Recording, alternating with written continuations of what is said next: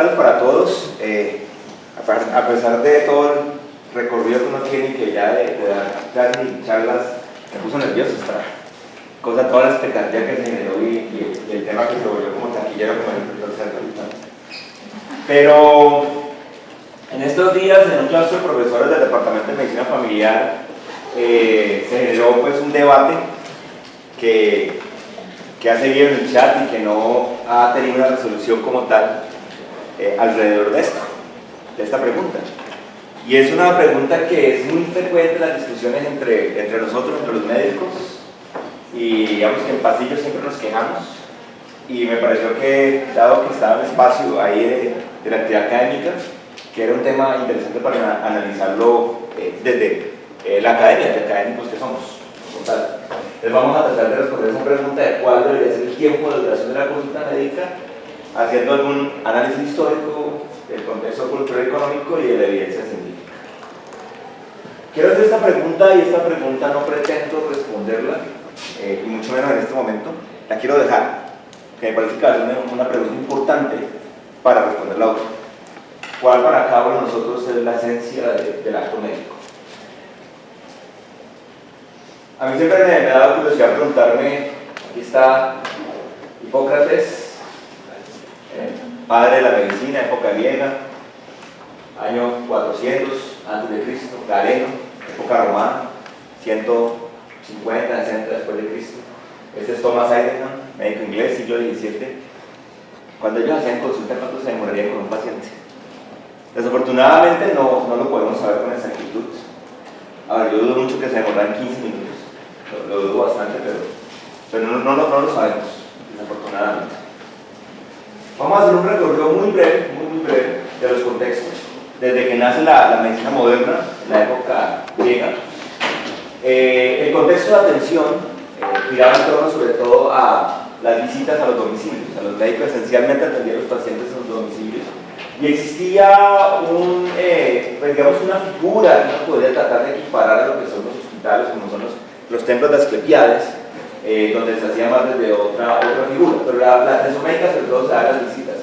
Recuerden que en ese momento el gran cambio, el gran impacto que hacen los griegos es el cambio respecto a la racionalidad de cómo se entiende la enfermedad y de cómo se entiende el remedio.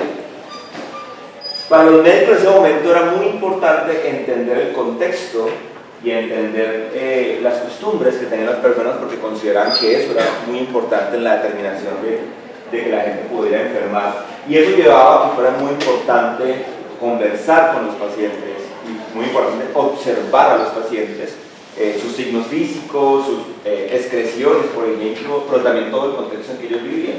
Eso nos lleva a pensar que probablemente eso requería un tiempo importante para poder hacer todo ese tipo de acercamiento al paciente.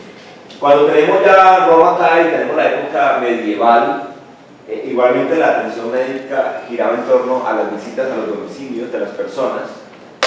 Estamos en una época donde se regresa un poco a entender la enfermedad como un castigo y a una excesiva teorización de la medicina. La formación médica, sobre todo en las universidades medievales, se da mucho alrededor de leer los grandes clásicos y teorizar alrededor de la medicina, pero muy poco en el avance práctico como tal de la medicina.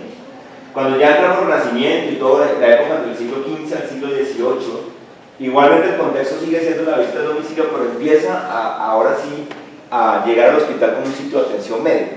¿Sí? Entonces empezamos sobre todo en el contexto de la formación médica. ¿Sí? Esencialmente, recuerden que la época en que el cadáver ingresa, empezamos a estudiar los cadáveres, el experimento empiezan a hacer tímidamente, pero empiezan a hacer. El hospital cada vez gana más lugar y eso hace que se retorne nuevamente a la química, la figura química, y muy importante la figura de Thomas Heidemann como la persona que es responsable de empezar a entender la enfermedad como un ente biológico concreto, lo cual tuvo grandes avances, pero también pues tuvo unas influencias en el paradigma de cómo entendemos la enfermedad, como si fueran entes biológicos concretos. Llegamos al siglo XIX, donde el hospital se vuelve cada vez más importante. Sigue la figura del domicilio, pero empiezan a hacer una figura nueva en la medicina, que es el consultorio. O sea, el hecho de que el médico tiene un consultorio donde puede atender a sus pacientes. En ese momento ya entramos en el modelo biomédico moderno, el paradigma positivista, donde se entiende la lesión anatómica, macroscópica y microscópica, Creo que van a sobrar los cables después. Y se empieza después a buscar el mecanismo, la fisiopatología y finalmente la causalidad desde las teorías microbianas, recuerden Pasteur, Virchow, todo. Empezamos también a entenderlo todo desde también ese momento de la unicausalidad, un microbio o una enfermedad. Y en esta frase resume un poco lo que es el paradigma del ver para creer, o sea, el paradigma positivista en el cual todo tiene que ser objetivo, tangible para poder pensar que existe y que merece ser estudiado. En el siglo XX, el hospital cada vez más importante en la atención médica, pero empiezan a hacer la figura del centro ambulatorio, que era nueva totalmente para la historia de la medicina, como un sitio donde haya una atención más directa y que no necesite pues, la tecnología de lo que es el hospital. Y el domicilio había venido desapareciendo, pero al final del siglo XX, ya en la última década, probablemente empieza, y en el siglo XXI claramente empieza a reaparecer, pero más con una estrategia de mercado para disminuir costos por lo que implica el hospital. El laboratorio es el que gana ya todo el centro en la práctica de la medicina, la imagen del laboratorio, como la verdad absoluta, como el valor de verdad en la medicina. Y digamos que esto es una frase que acuño, además como dándole continuidad a la actividad académica que tuvimos la semana pasada, de darle la cadena de bases de Purina y la verdad será revelada. Un poco hablando de los contextos, podemos caracterizar el antes de la práctica médica, donde la medicina a lo largo de la historia ha sido un ejercicio liberal de la profesión, es decir, el médico es dueño de su propio tiempo, de su propio destino, no es empleado de nadie, y él verá cómo distribuye su tiempo y cómo hace las cosas. Una formación médica, o sea, es decir, la formación de los médicos en las universidades privada, no con una responsabilidad estatal y elitista, o sea, muy pocas personas realmente podían acceder a estudiar medicina, y unas épocas en las cuales realmente había pocos médicos para la población y eran pocos médicos para el que realmente pudiera pagarlo. Justamente el hospital empieza a ser el sitio donde los médicos ejercen su acción de caridad, un poco, y ven gente que no tiene los recursos para hacerlo, y también el sitio donde se centra la atención médica como tal. Los modelos culturales, económicos tenían como fecha de crecimiento permanente eficiente. Ese no era un valor importante en la sociedad. El hecho de tener que crecer permanentemente y el hecho de tener que ser eficientes no era un valor importante en todas estas épocas. ¿Cuál es el ahora? El ahora es una medicina institucionalizada, donde los médicos pasamos a ser esencialmente empleados de un sistema, un engranaje de un sistema. Una posibilidad de educación médica patrocinada por el Estado, donde obviamente todavía persiste mucho la formación privada y costosa, pero donde también está la posibilidad de formación patrocinada por el Estado, donde claramente aumenta el número de médicos. Tenemos cada vez mucho más médicos y existen estándares a nivel mundial que se deben intentar lograr para poder tener mucho más acceso. Donde la salud ya no es una responsabilidad de cada uno, sino que es un derecho, y empieza a estar inclusive en las constituciones de los países, la salud como un derecho. Donde la atención médica se empieza a ofrecer en múltiples contextos, no solo el hospital, el centro ambulatorio, el domicilio, la institución, etcétera, etcétera. Y donde ya los modelos de desarrollo claramente tienen como meta, que no es discutible, o sea, prácticamente no se puede discutir el hecho de que debe haber un crecimiento económico constante, frente a la meta de cualquier gobierno es que la economía crezca todos los años. Ahora eso implica, y la eficiencia. Ese es el modelo en el cual ya estamos inmersos en 2000, definitivamente, y eso, como ustedes obviamente podrán determinar y veremos, les va a influir mucho en la pregunta que tenemos. La duración de la consulta tiene varios elementos que son importantes de analizar, solamente los voy a mencionar. De esto depende de la satisfacción del paciente, pero también depende de los resultados en salud, la carga de trabajo del médico, su situación emocional y los costos del sistema. Aquí es responder un poco la pregunta de qué desea y qué necesita el paciente, que no necesariamente es lo mismo.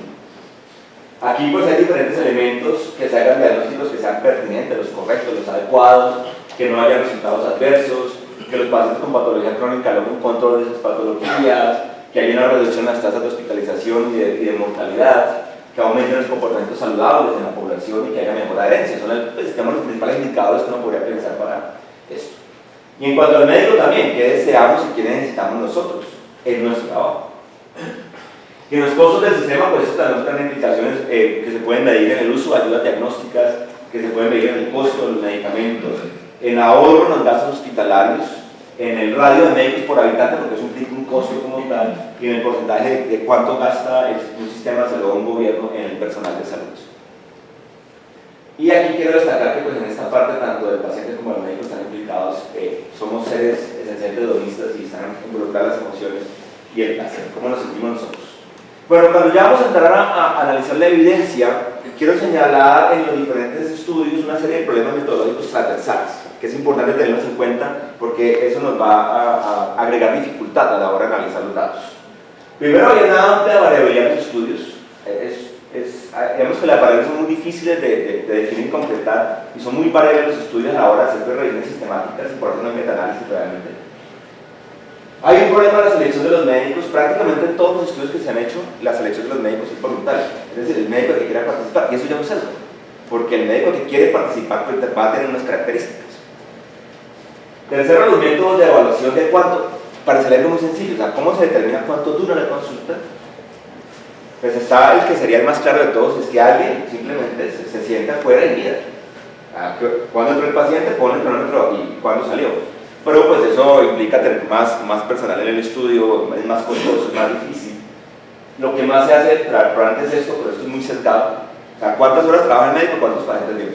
Y digo, pero claro, eso no es cercano a la realidad necesariamente porque hay muchas variables que influyen allí, aumentando porque se demora más con unos que con otros, siguiendo porque es posible que haya espacios muertos allí, bueno, hay muchos elementos que van a acercar eso.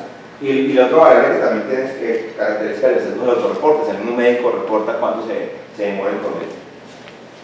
¿Cómo se identifican y se controlan los factores de confusión? Ahora vamos a ver eso. O sea, ¿cómo vamos a determinar que realmente los resultados que se están midiendo son por la duración de la consulta y no por otra serie de variables? No es muy claro cómo se controlan los procesos. Y la validez de las medidas de resultados, o sea, ¿qué es lo que se está midiendo al final? O sea, ¿en qué está impactando la consulta? ¿Satisfacción? ¿Una escala de percepción? ¿Se está midiendo en qué tanto menos hospitalizan los pacientes? Etcétera. No, eso no tampoco está muy claro. Primer estudio que quiero traer del 2002, esta revisión sistemática que está midiendo la relación entre la duración de la consulta y los procesos y resultados en la práctica general. Debo aclarar esto también, todos estos estudios están dirigidos a consulta de medicina o familiar o de medicina general, no de sus especialidades, por ejemplo, ni hospitalarias como tal. Lo primero que señala es que ninguno de los estudios incluidos en esta revisión sistemática del 2002 incluyó análisis de estudios económicos de salud para determinar si la consulta dura más. En principio eso va a implicar tener más médicos y eso va a implicar un aumento de costos.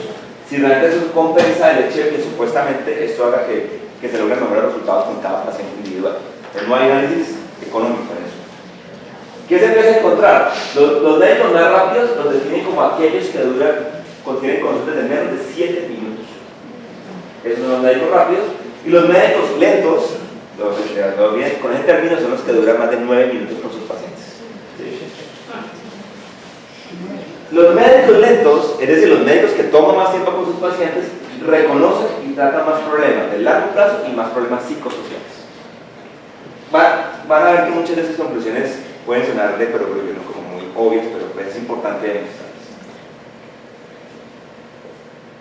Correlacionando consultas de 8.4, 7.6 y 7.5 minutos. Mira los tiempos, la primera consulta de 30 minutos, nada de eso. En el reconocimiento de problemas psicosociales encontraron este porcentaje de reconocimiento de problemas psicosociales. O sea, entre más tiempo duraba la consulta promedio, más problemas psicosociales se reconocían y más problemas psicosociales se intervenían.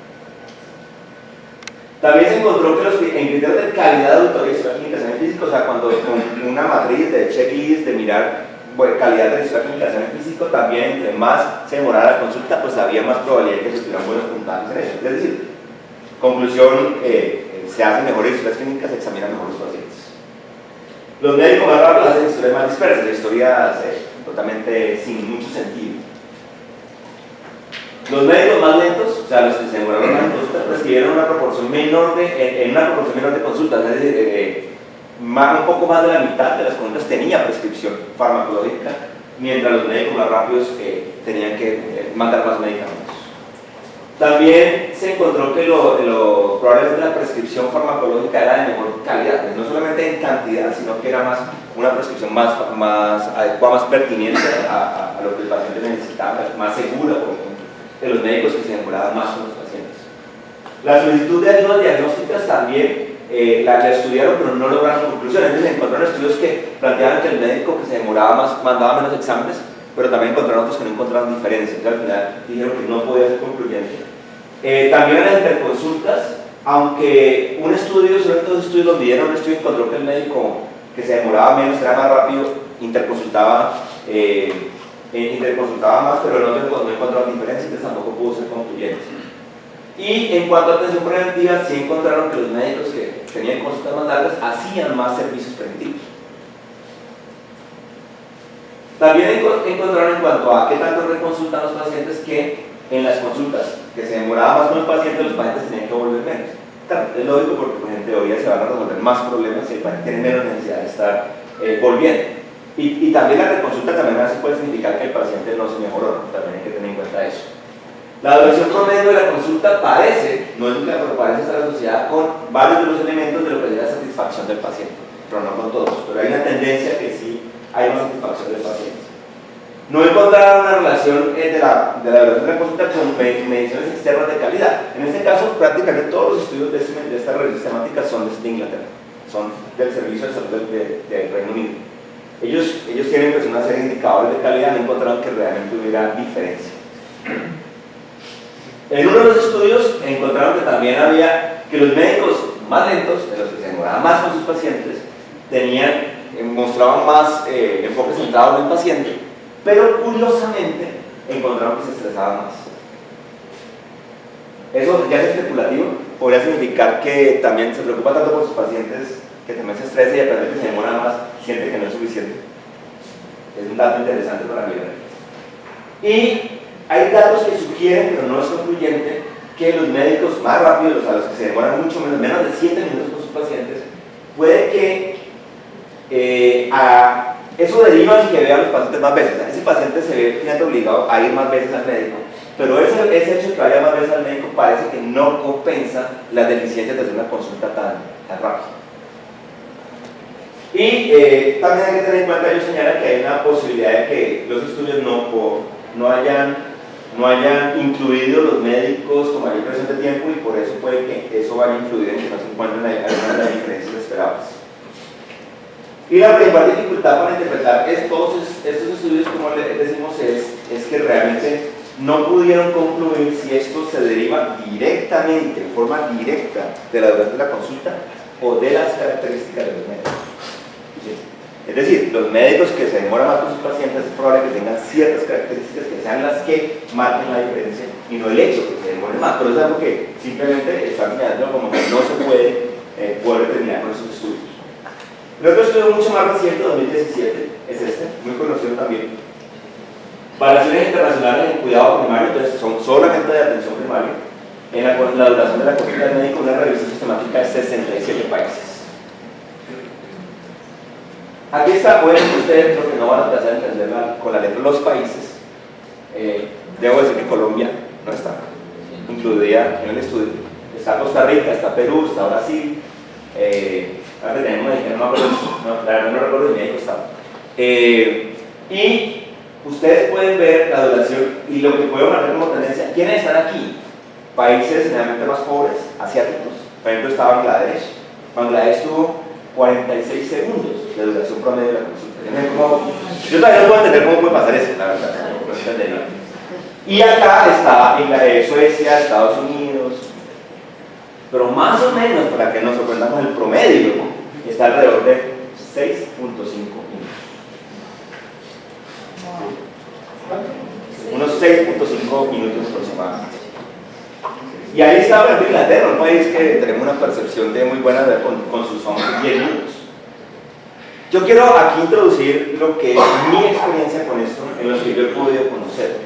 En Inglaterra son 10 minutos de consulta, pero importante tener en cuenta, hay continuidad, o sea, ese médico familiar, lo que yo llamo el GP, conoce hace 5, 10, 15, 20, 30 años a sus pacientes.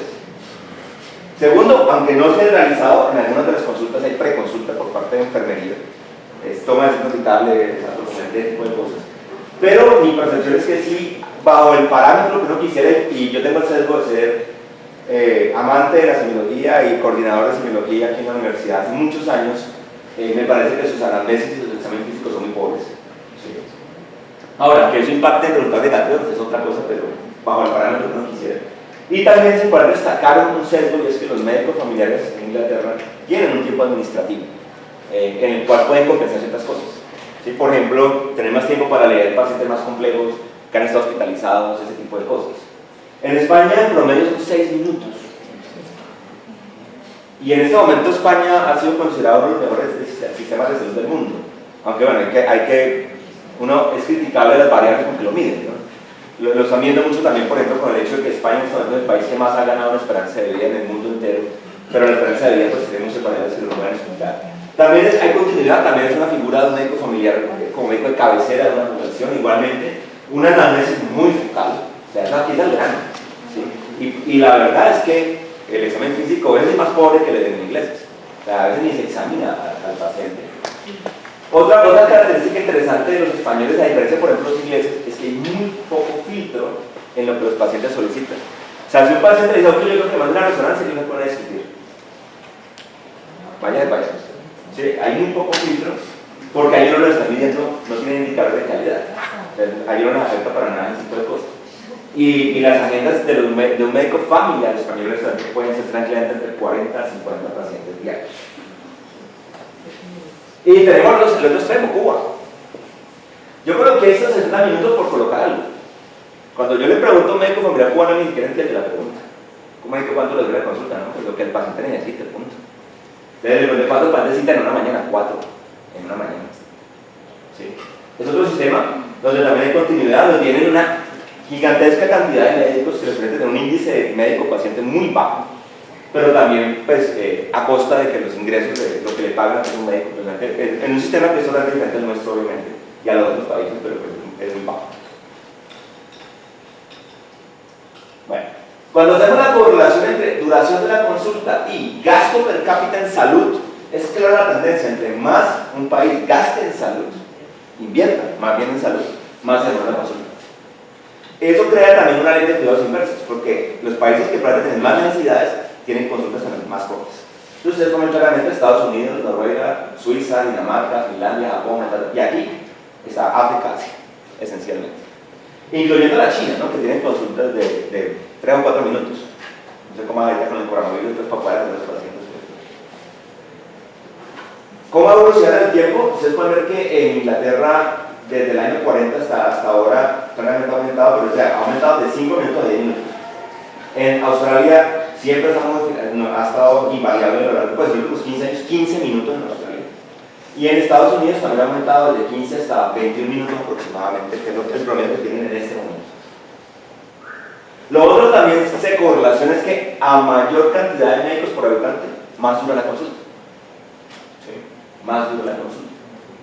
Claro, uno también diría, claro, al haber más médicos también pues, pueden tener más duración. Hay una también correlación clara y pues esto significa que los países con mayores ingresos también son los que tienen más duración de la consulta.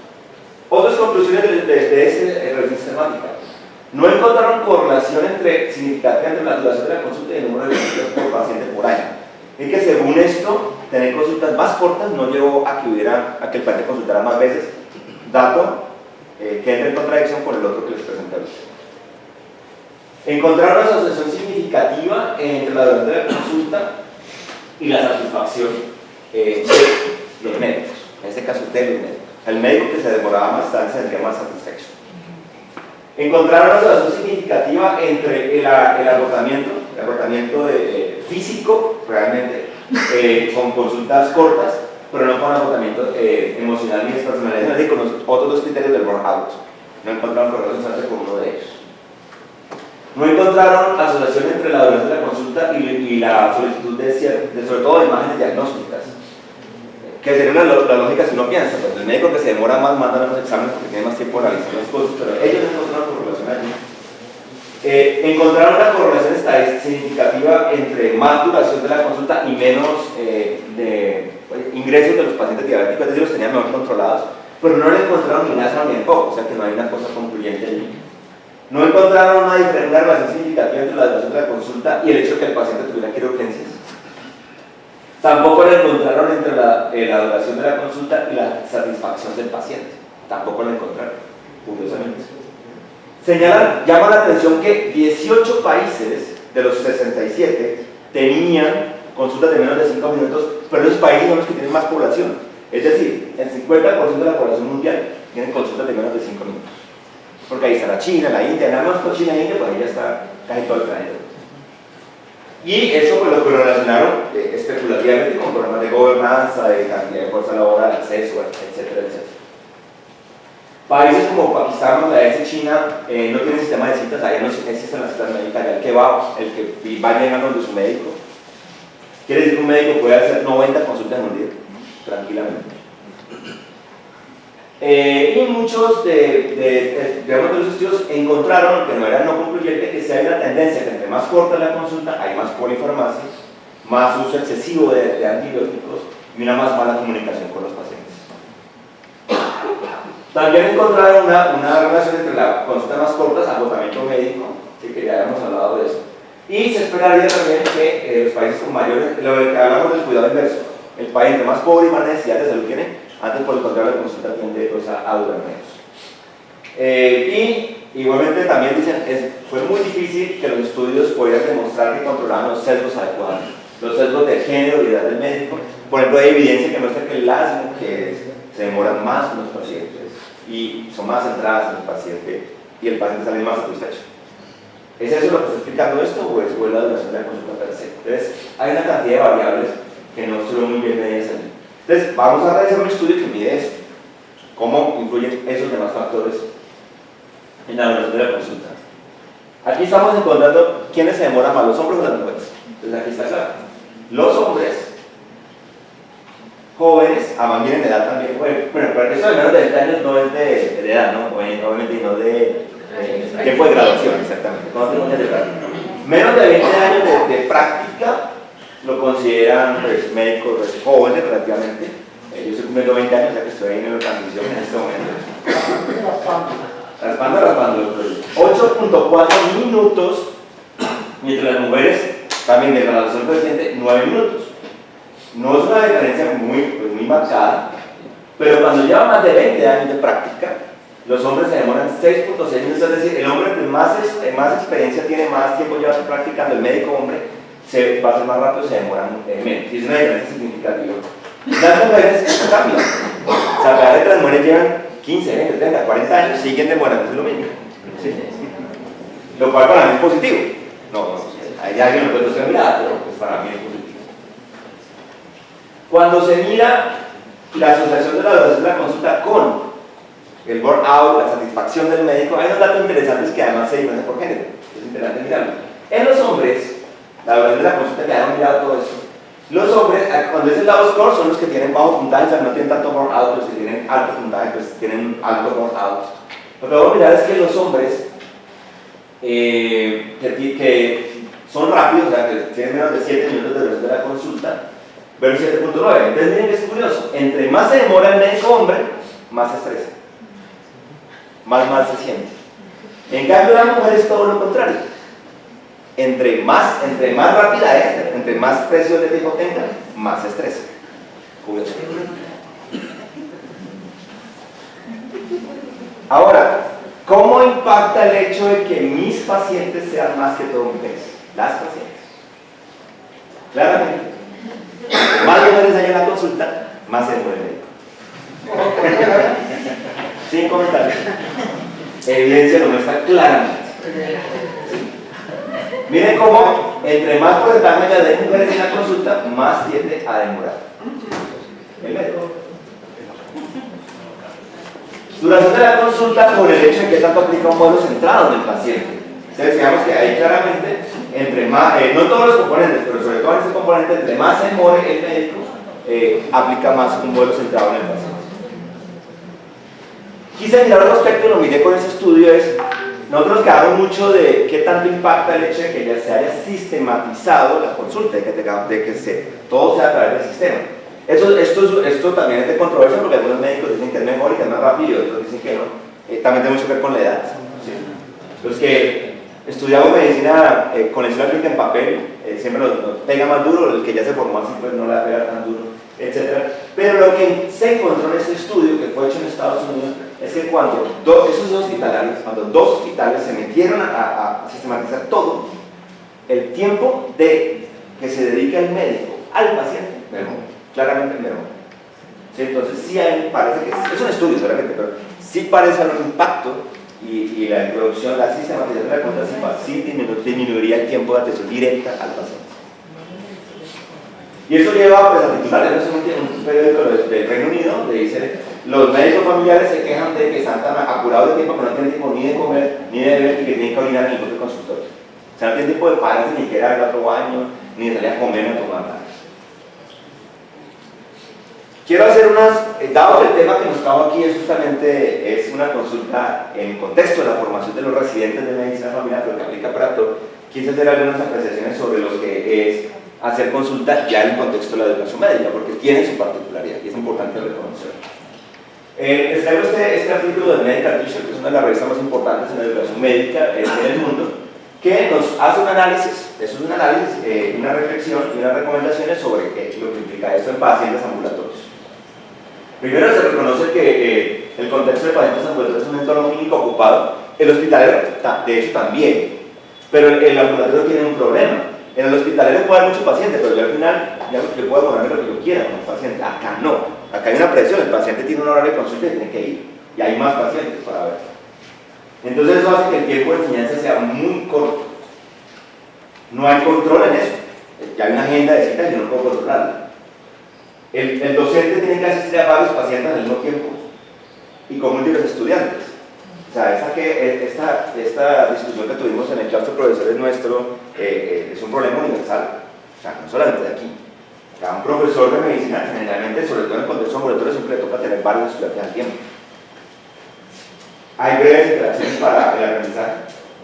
Y claro, obviamente, y no solo en el contexto ambulatorio, también en el hospitalario, hay dos demandas al tiempo para el profesor: la demanda del paciente y la demanda del estudiante.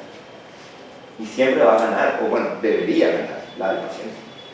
O sea, siempre el estudiante es que llega a perder, porque al final el tiempo que hay ahí se le tiene que dedicar a resolver el problema del paciente. Y si queda tiempo, pues le enseñamos al estudiante, pero ese es el balance, realmente. En el contexto ambulatorio hay unas particularidades. El contexto ambulatorio, los pacientes traen múltiples problemas. Al hospitalero generalmente es un problema grave, pero en el ambulatorio el paciente aprovecha para todas las dudas que tenga, llevarlas allí. Ya todos conocemos la señora con la listica aquí que se la saca debajo del brazo, con todos los problemas que ha notado para que no se los olvide ninguno, etc. Entonces son muchos problemas. El aprendizaje y el servicio se llevan simultáneamente. En el contexto hospitalario muchas veces yo me puedo sentar en un salón, en la estación de enfermería, y discutir un paciente todo lo que me dé la gana y después digo: a ver, aquí me toca al mismo tiempo hacerlo, no nos podemos ir para ninguna otra parte. Los problemas orgánicos y psicosociales están presentes allí, hay que abordarlos los dos, y más nosotros desde nuestro modelo de medicina familiar. Las preguntas diagnósticas a menudo se resuelven mediante el seguimiento, o sea, muchas veces, si le mandamos un examen, ¿qué va a pasar? Si le mandamos un tratamiento, ¿qué va a pasar? En el contexto hospitalario lo resolvemos en pocas horas. En el ambulatorio hay que esperar a que el paciente vuelva a ver qué pasó. Y pues bueno, esto aplica para todos los contextos, pues el docente es más una guía, ¿no? Entonces claro, eso nos lleva pues a la gran dicotomía. ¿Voy a discutir temas puntuales con el estudiante residente o a escuchar todo lo que pasa en esas consultas? Esa es una pregunta que tenemos que resolver, ¿sí? Y que no es fácil responder. En buena medida, yo considero personalmente que depende del nivel de los estudiantes y depende de qué tanto yo conozco al estudiante, en el nivel que esté, pregrado o posgrado. Es decir, yo me voy a sentar a que me cuente toda la historia clínica con todo el detalle, todo el examen físico, para ahora sí discutir el paciente, casi que volver a repetir la consulta. O yo le voy a pedir a esta persona que me dé unos datos muy puntuales para ir a resolver los problemas. Como le digo, eso depende de la personalidad de cada profesor, y depende de qué tanta confianza yo le tengo al estudiante o residente, y bueno, depende de lo que cada. Aquí nos recomiendan 3 puntos claves, 3 tips. Prepárese para la consulta, orienta a los estudiantes sobre el número de pacientes que deben ver y cuánto tiempo deben pasar con cada paciente. Si yo tengo estudiantes y tengo 1 hora para el paciente, yo tengo que advertirle a los estudiantes: el paciente lo va a ver en 40 o en 45 minutos. para que tenga tiempo de venir a consultarme el paciente e ir a resolver el paciente. Si es de 30 minutos, el profesor le debe orientar al estudiante, decirle, vas a ver los 20 minutos probablemente. Esa orientación tiene que darse porque si no, el estudiante no lo va a tener claro. ¿Y cómo presentar a los pacientes? Tenemos que entrenarlos, porque eso es un entrenamiento, en cómo presentar a los pacientes de forma concreta. Porque si no, se va a perder mucho tiempo en una cantidad de información que probablemente no sea tan relevante. Aquí hay una técnica que ya existe, está validada, la técnica de SNAPS. Es que es una próxima en inglés.